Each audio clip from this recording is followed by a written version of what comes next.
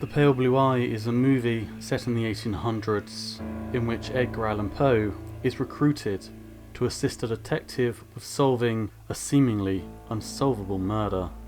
And like the movie, Edgar Allan Poe really did assist with a real-life murder investigation in the 1800s. And the parallels with the movie don't end there. But unlike the movie, the murder Poe was helping to investigate has remained unsolved to this day.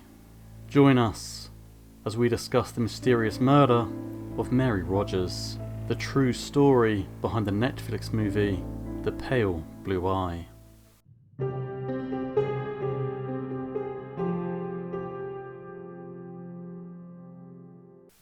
Mary Rogers was only 20 years old and the only child of her widowed mother.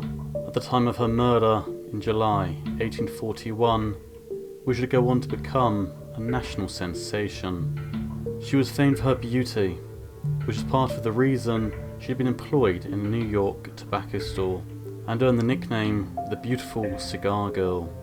She was described as tall, her form was exquisitely symmetrical, her complexion beautiful, with the long, jet black hair.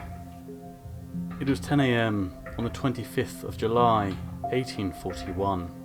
Mary knocked on the door of her fiancé, Daniel Payne.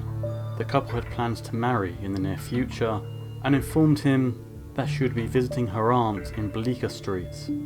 Payne replied, "All right, I'll call for you tonight." But as evening approached, a furious thunderstorm arose, and the rain fell in torrents. Payne spent the day away from home, and believing that Mary would not desire to go home in such a storm, he did not call for her, but proceeded home alone.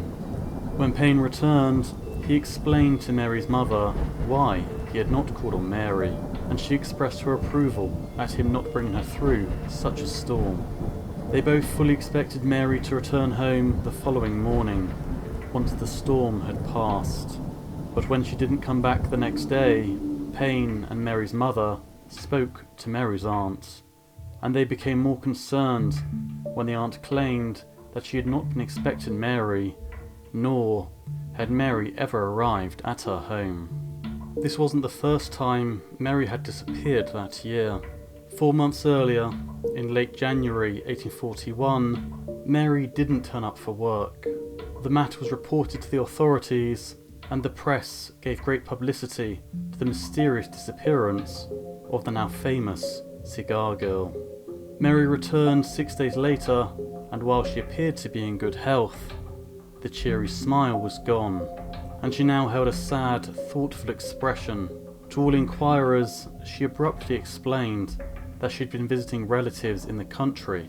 Her mother and employer gave the same explanation, but there were rumours that there was more to Mary's disappearance than she was letting on. And within days of her return, rumours were circulating that at the time of her supposed disappearance, she was spotted in New York with a tall, handsome naval officer of a dark complexion. Only days after the rumour of her being seen with the naval officer began circulating, she resigned from her job in the tobacco store, and within weeks she was engaged to be married to Daniel Payne, the young clerk who resided in her mother's home. With this in mind, Payne and Mary's mother still held out hope that Mary was alive and well. But by Monday night, when Mary still hadn't returned, her mother became concerned enough to place an advertisement in the following day's Sun, asking for anyone who might have seen Mary, as it was supposed some accident had befallen her. At the time, foul play was not suspected. 3 days after Mary's disappearance, any hope of her safe return were cruelly dashed, when on the 28th of July, a group of men walking near Sybil's Cave in Hoboken saw something large floating in the Hudson River's New Jersey shoreline. Rowing out in a small boat, they retrieved what would turn out to be the body of a young woman and dragged her back to the shore. By the time they reached the shore, a crowd had gathered and authorities had been sent for. The police and coroner arrived at the scene a short time later. The face, once famed for its beauty, was swollen and beaten beyond recognition. The coroner concluded that there was evidence she'd been beaten, restrained, gagged and violated before she was strangled to death. And the discovery of a mark about the size and shape of a man's thumb on the right side of the neck, and 2 or 3 marks resembling the shape of a man's fingers on the left side of the neck, the coroner concluded that the heinous act was done by 2 or 3 persons, presumably male. Her assailants then tied a stout cord around her waist and attached a heavy stone, presumably with the intention of sinking the body. Significantly, the coroner took care to state that the victim wasn't showing the slightest indication of being pregnant. The greatest fears of Mary's family was confirmed when the dead woman was positively identified as being Mary Rogers by her former fiancé, Alfred Crommelin.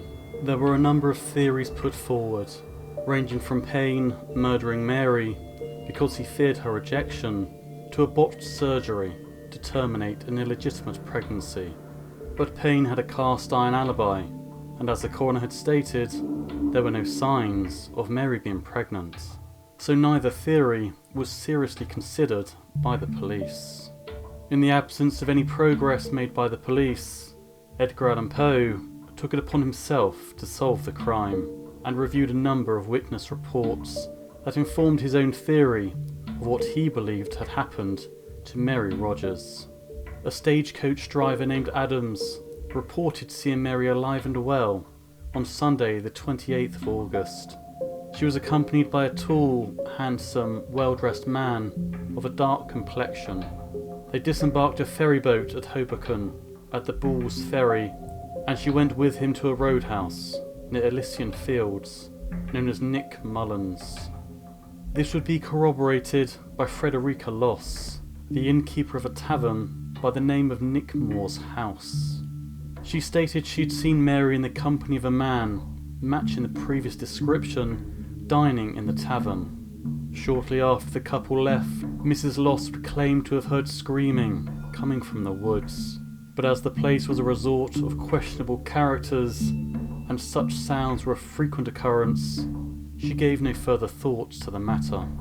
Poe theorised that the tall, handsome man of a dark complexion that Mary was seen with before her death was the same person as the tall, handsome naval officer of a dark complexion she was spotted with in New York during her strange disappearance 4 months earlier. He believed that the naval officer had previously attempted to elope with Mary, but Mary had a last-minute change of heart, thus explaining her disappearance and sudden re-emergence, and that when he convinced her to elope a second time, he and his friends killed and brutalised her as payback for her rejection of him 4 months earlier. Poe would immortalise this in his crime story, The Mystery of Marie Roget. In the real-life case of Mary Rogers, it is concluded that Mary was violated and killed by 2 to 3 men, and Poe believed that a military officer had something to do with her death.